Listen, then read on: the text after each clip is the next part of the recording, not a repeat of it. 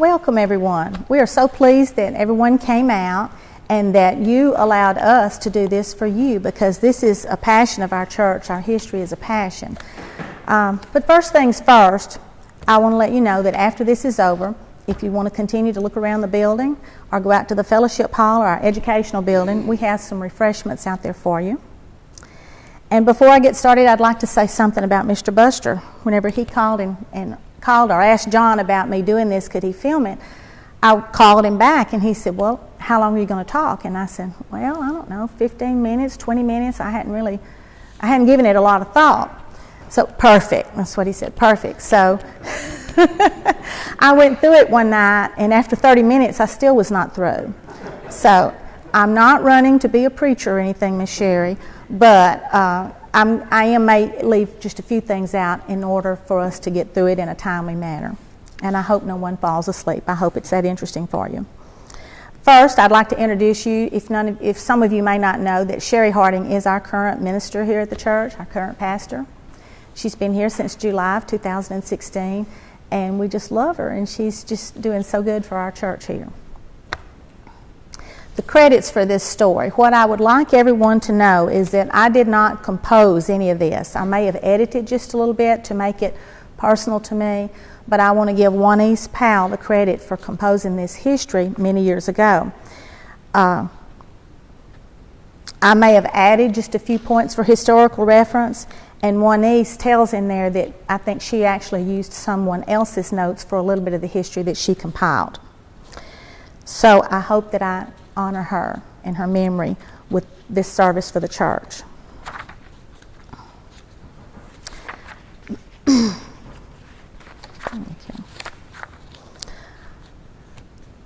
The First United Methodist Church of Shelbyville is in the Eastern District of the Texas Conference. I want you to look around. This is going to be part of your tour. Look around. The windows point up, the pews point up, our mural, our steeple outside. Everything points to our Heavenly Father above. At Easter, our building is filled with fragrant lilies. And if the weather is clear, we open the church doors and the sun comes right up the aisle onto our beautiful painting that we're going to talk about later on. But it doesn't happen every year, but if it's going to be a clear day and when the sun comes up, it's an awesome sight to see. At Christmas, our sanctuary is filled with red poinsettias, and also it's just beautiful here.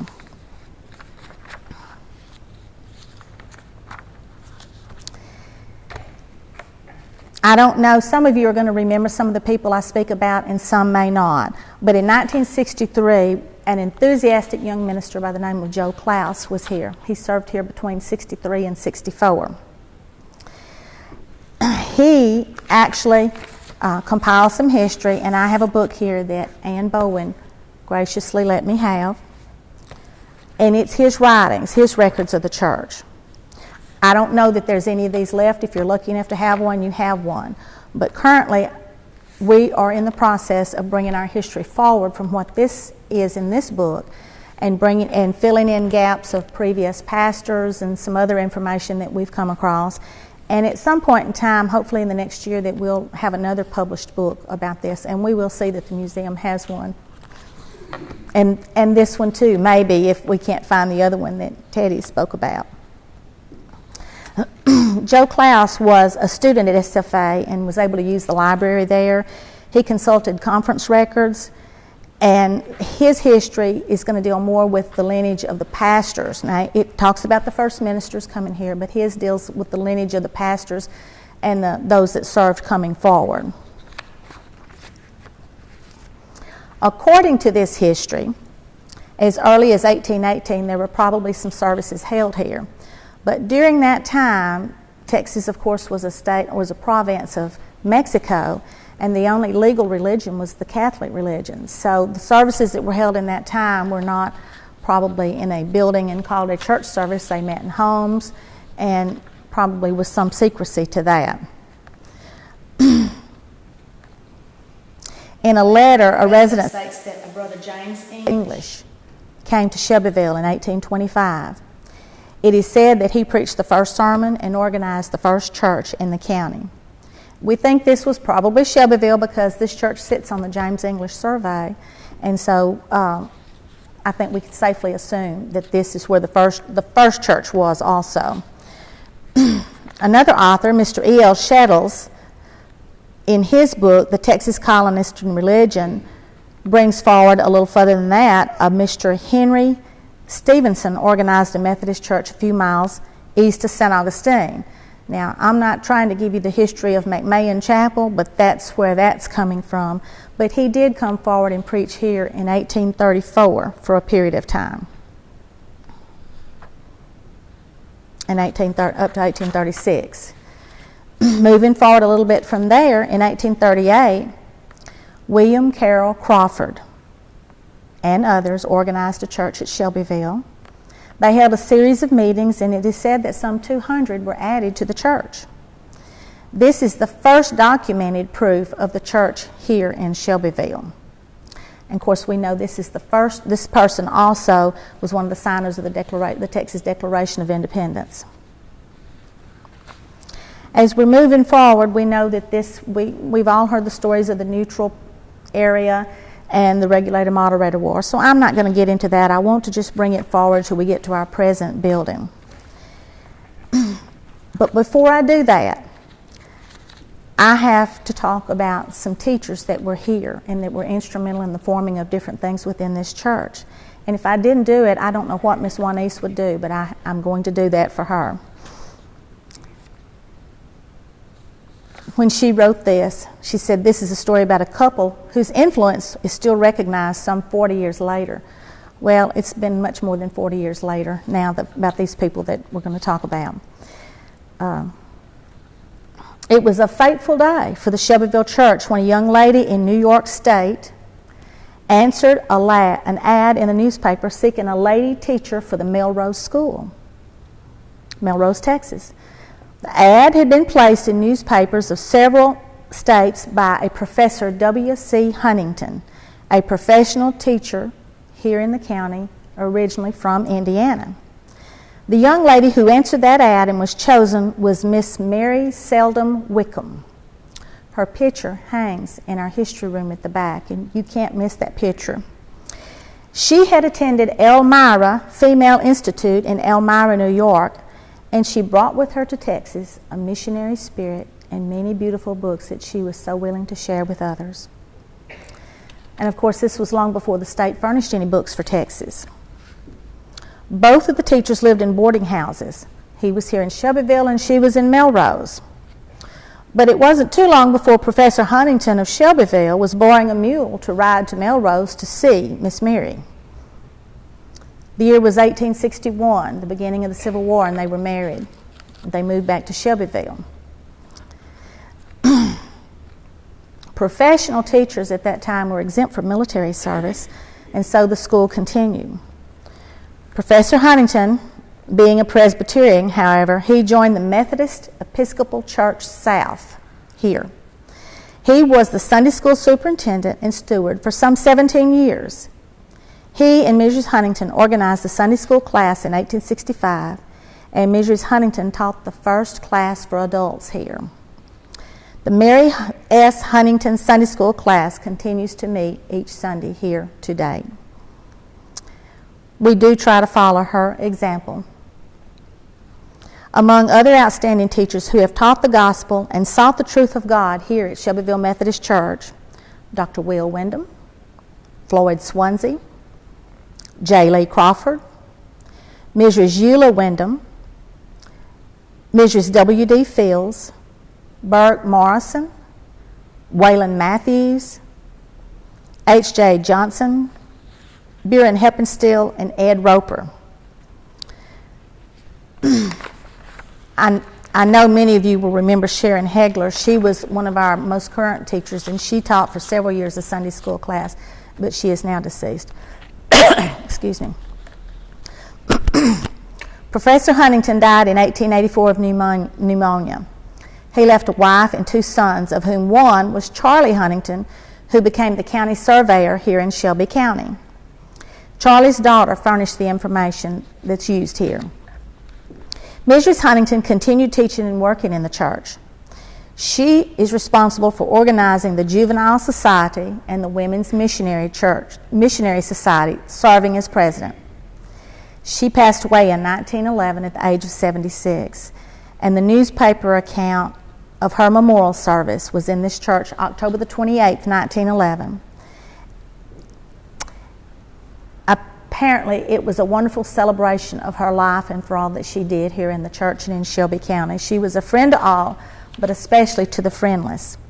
She was a giver who forgot the gift and always gave a good deed the credit of a good motive, and the evil deed the benefit of the doubt. Her picture and Bible are in our memorial room at the back of the building. Moving forward, there was another fateful day in the history of this church. 1859. Mr. John Helpenstiel was born in Nacogdoches County near Lynn Flat in a log house that his father built after immigrating here from Prussia. He was married to an Eleanor Phillips in 1880. He was a member of the Episcopal Methodist Church, the Methodist Episcopal Church South also. As he grew older, he decided to preach, and his parents gave him a buggy and a team, which was considered part of the family estate. And the Helpenstiels had a large family. One of his daughters, Carrie, married William Walter Beck. They had a large family. When they arrived in Alto, Texas to this appointment, people were amazed at the number of children that kept getting off the train. They had 9 children. They're still short one, aren't they, Mr. Howard? Reverend Helpenstiel and his family lived in Shelbyville and served this church from 1884 to 1888, returning to serve again from 1896 to 1900. He was sent as a peacemaker the second time because the circuit was divided.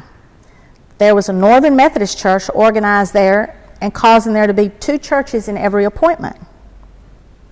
John W. Goodwin wrote in the Christian Advocate that John Helpenstiel won the love and esteem of the good people of Shelbyville as no man since J.T. Smith. He discharged his duties with such wisdom and tact that he not only maintained the prestige of our church, but won the respect and admiration of the opposition. Following the death of his wife, he remarried to a Nanny Payne. I know there must be descendants here from the Payne name. This union was blessed with 5 more children. It is written that John Helpenstiel was ever ready to serve his church. He was a loyal friend, a safe counselor, and a willing worker. The last notes made in Bible study just before his death began that the Christian life is a life of sacrifice.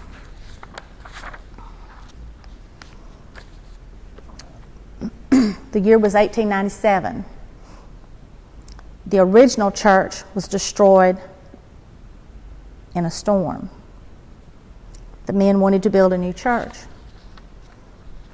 An architect and builder was chosen, and it was Mr. J.M. Pigg, the father of Frank, Jack, and Larry Pigg, and grandfather to Shelby County's chief appraiser, Robert Neal Pigg, or Bobby as he is known.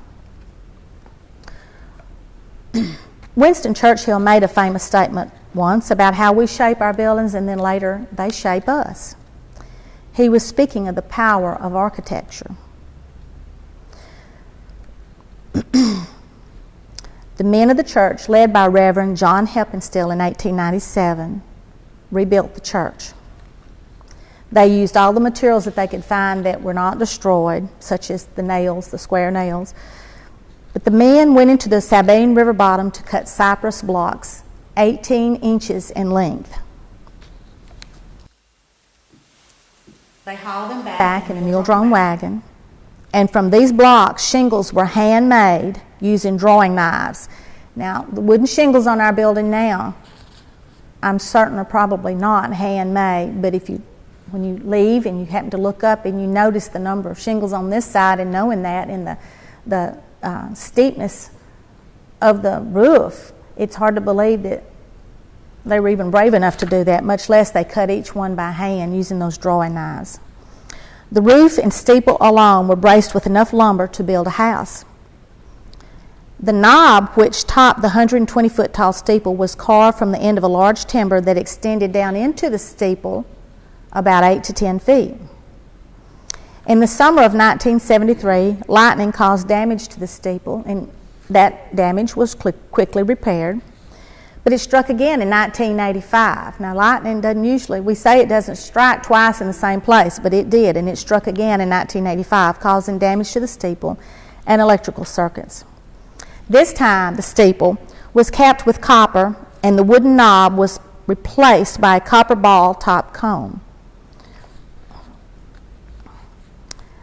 The replaced top of the steeple is in our history room at the back.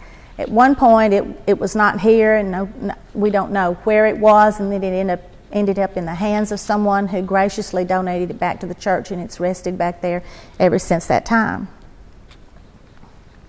Local architect J.M. Pigg, who designed and built this building, also designed and handcrafted the pastoral pulpit to my left. The matching pulpit was commissioned later on to be done by John Doggett. It was commissioned by friends of the Cordray family as a memorial to Paul Cordray. Church members from time beginning have worked hard to keep changes in harmony with the original initial design. The stained glass windows, for instance, these are original to the building except for a few, and we'll talk about those a little bit more as we go along. The floors. The floor that we have now replaced the original flooring, and I do not know the date that was replaced. But how they were replaced is rather unique.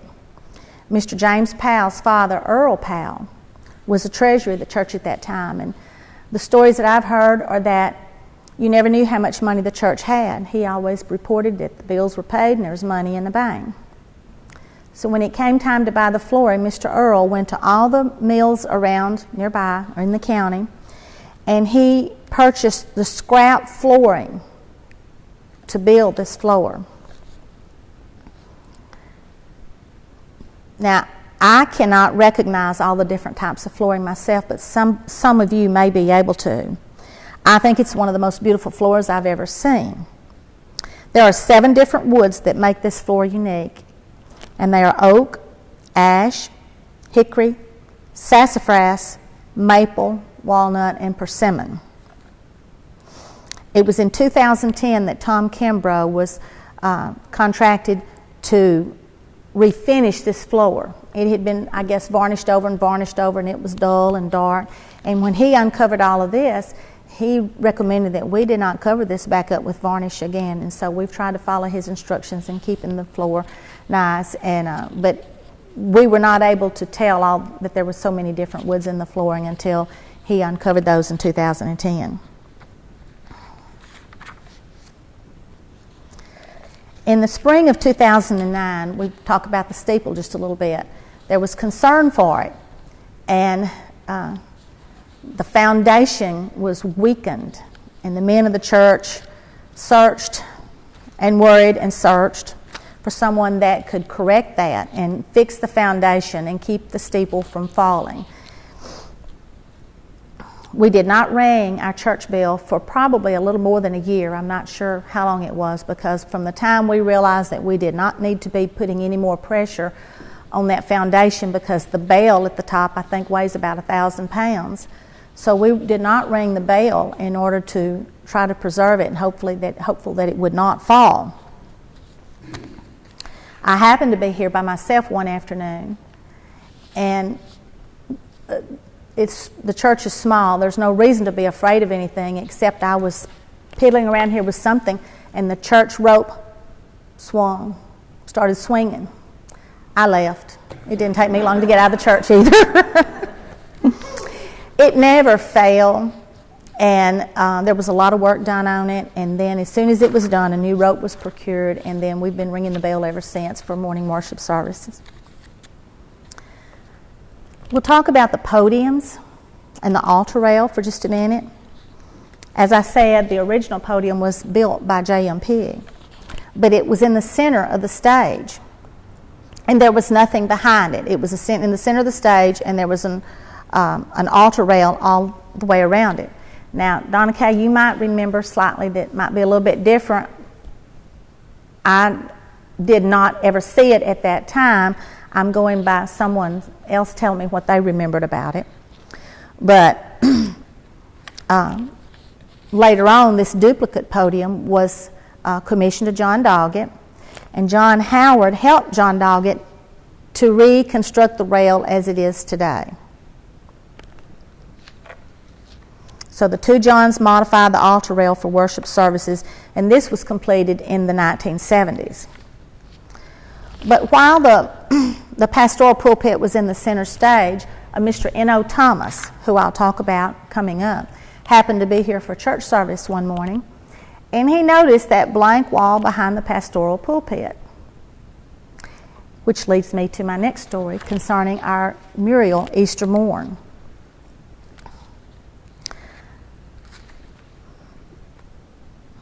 This painting was done by Frederick Cole of Canterbury, England. He is a well-known contemporary religious artist. The painting depicts the angel of the Lord announcing to Mary Magdalene and the other Mary Christ's resurrection. It was given to the church in 1974 by N.O. Thomas Jr., who was certainly a generous friend of this church and community among so many others. Mr. Thomas had become a good friend of Connie and Malcolm Weaver. And many know that Connie was an English war bride, wife of Malcolm Weaver, and she had ties to royalty in England. And apparently she visited England, and maybe Mr. Thomas went with them on trips over there. And he met many of her friends, and he also joined the Episcopal Church. On one of his trips to England, he purchased this mural, planning to use it in a new Baptist church in Shreveport, Louisiana. If you can't be first, maybe you can be next, So we were next on the list. Apparently that didn't work out.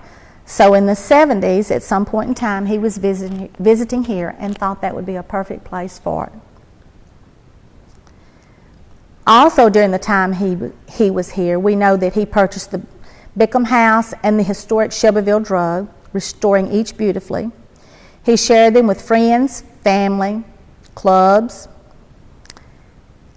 And he also hosted at one time a retreat for the Loyola Music Department in Louisiana, and several musicians performed here at the church, I understand. He always brought his guests that were in for the weekend here to visit. He supervised the installation, donated the supplies needed, had the altar reconfigured, and his light has been shining for us since 1974. Through time and dust, however, the painting began to fade. And, I guess we just never questioned what we were going to do, but we knew it was kind of faded and a little dim. In 2012, it received a cleaning. Local artisan Beth Crafts was commissioned to clean and correct some spots from aging. And she also applied a gold trim that you can see that would seal the painting back into its case. It really makes a beautiful background for our service. From that, because Beth helped with some other areas, we'll go to our stained glass windows. It took her a little more than a year to do this, didn't it, John? I think it took her a little more than a year to clean this. The scaffold stayed up there, and we had church every Sunday, and we could just see gradually, maybe it was coming down a little bit, but we actually watched it in progress. The stained glass windows that we have here are all original except for a few complete replenished ones. In 2014, the cleaning of the mural happened in 2013 and 2014. And after that, we had a concern for the stained glass windows here. Some had some cracks in them, and we knew we needed to replace them. And we did not know where to find this kind of stained glass. So again, we commissioned Beth Crafts to find glass. I'm sure it's not near the age, but that would match the windows that we have here. So she oversaw that project, and I don't know, there might have been a half a dozen panes that were replaced. You can probably look and see how faded some are and kind of tell, looking around, that they are the newer panes. Now, we also talked about covering our windows. There seems to be some kind of new technology to put an overlay on the windows that would protect them from breakage. And so we studied on that for some period of time, and then finally we decided we did not want to overlay the windows because that took away from the beauty of the church. So Beth Crafts, in her work there, I do not know how many, but we purchased a supply of the different colors of stained glass that we keep in storage, so that if we do have a breakage, that we will have something that to match it as near as it can. When they took these windows out, there were a lot of shards of broken glass because you could not take them out in one piece. So another thought came to mind. When you're looking around the building, when you come in the front door, there was a clear glass pane up above, the transom window up above the doors at the opening. If you look back at those now, there's a beautiful stained glass windows in that now. And Beth Crafts did create that piece of art and installed it here. She also created some pieces of art that were the church, some stained glass pieces of art, and there were very few of those. I believe that there could possibly be a few extra ones that were once at another local store, but I'm not sure if there are any more of those left. I do wish I would have brought that with me today, and I failed to. I would be remiss if I did not talk about Miss Thelma Matthews. I think she was an angel. She played the organ for our church over 70 years. I began attending church here in 1992, and I was privileged to play with Miss Thelma. She was such a loving person, and I kind of had it in mind. I'm a newcomer, and that she would not care for me to play with her very much, but it was just quite the opposite. She was such a sweet and endearing lady. The organ that she played when she was here is now gone. We donated it to another church, but Mr. N.O. Thomas had bought that organ and given it to the church. Now we play what's called clavinovas. They never need tuning, and so it makes it much better here because of the temperature in the church not being quite stable in the winter and the summer, of course. And so we play the clavinovas. Our educational building, Mr. Reeves Haley, superintendent of Shelbyville Public Schools, initiated the building of the educational building, and he funded the foundation. The men worked evenings after their regular jobs. The men of the church worked, history repeating itself, and built the educational building. His wife, Mrs. Moselle Haley, was another one of our angels. You never saw her working, but yet everything was always done when you got to church. I think she raked and raked and raked. I think that was her passion, was keeping everything clean and neat in the church, and it always was.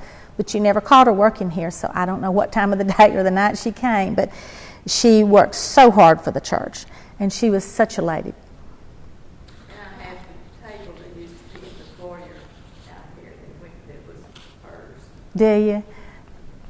She was so sweet. She was just the epitome of a lady if you went to visit her of my memory. She could serve tea.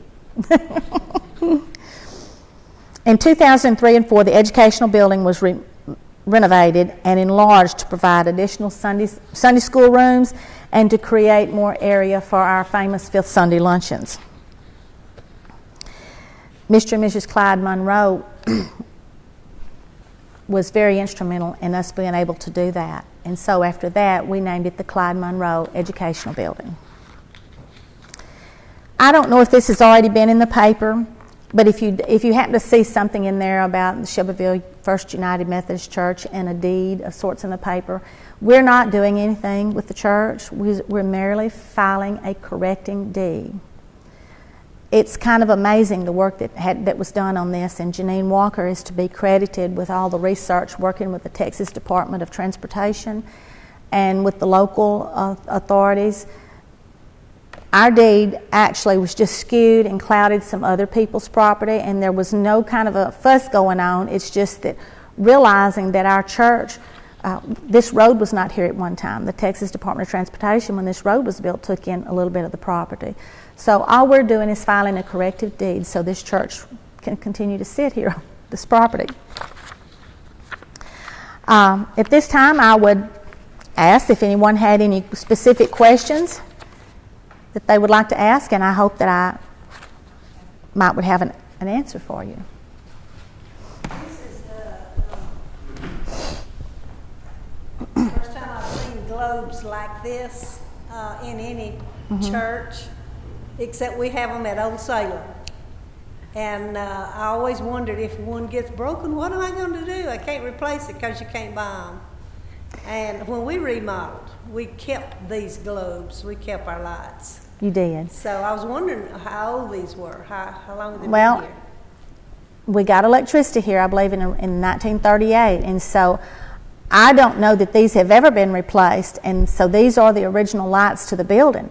If you'll notice, the one up over your head does not have the bottom part to it, and so John and I made pictures of these lights, and everywhere we go, if we find in an antique area of shopping, we check out and see if we can find one of these lights so that we could replace that.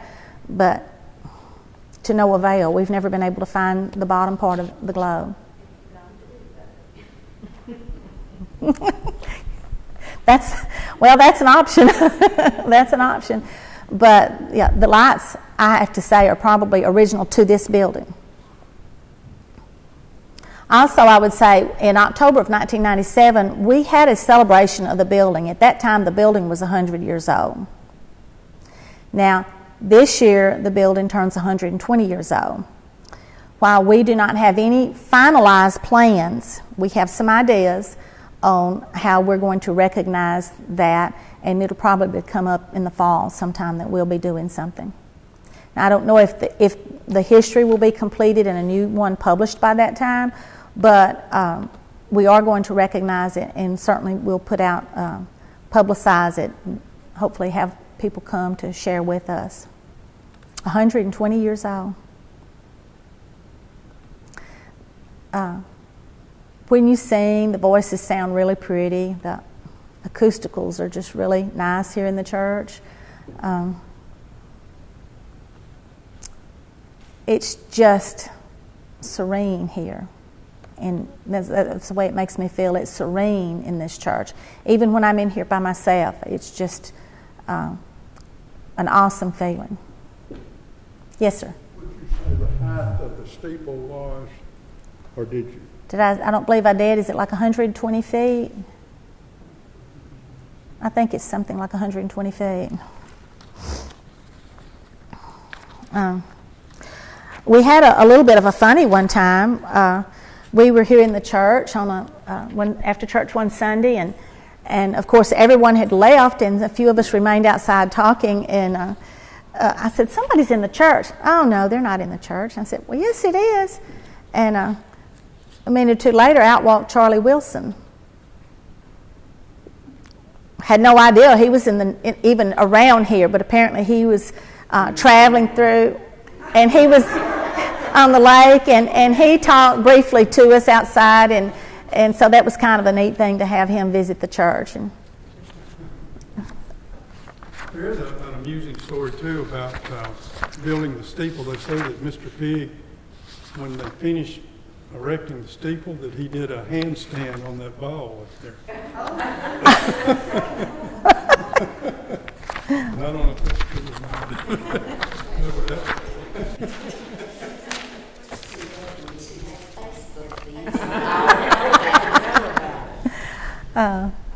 Well, I hope that y'all have enjoyed hearing some about the church, and I hope you'll continue to look around.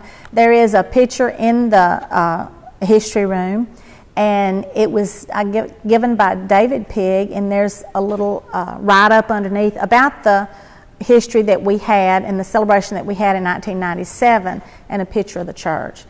And everything here, I guess except the instruments that we did purchase, but the altar service, crosses, everything was given in honor or memory of loved ones.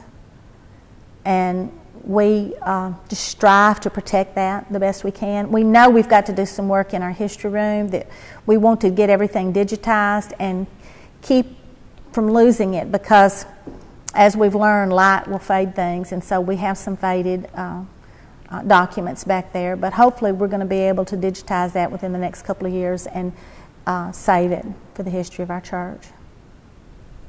Merle, is there a cemetery with this church?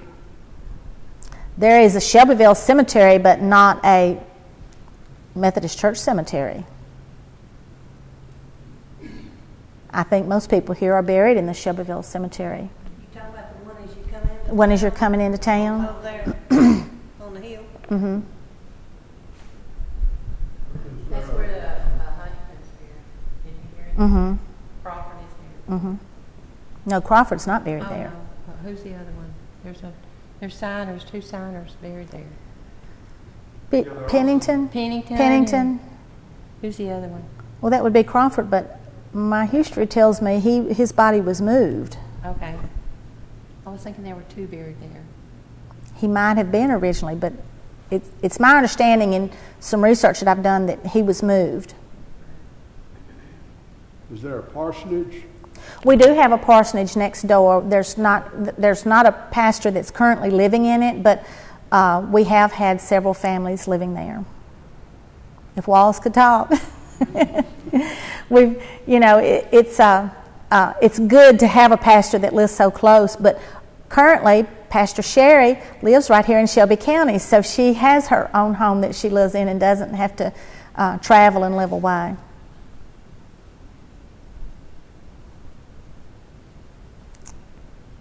Thank y'all very much. I really am just delighted to talk.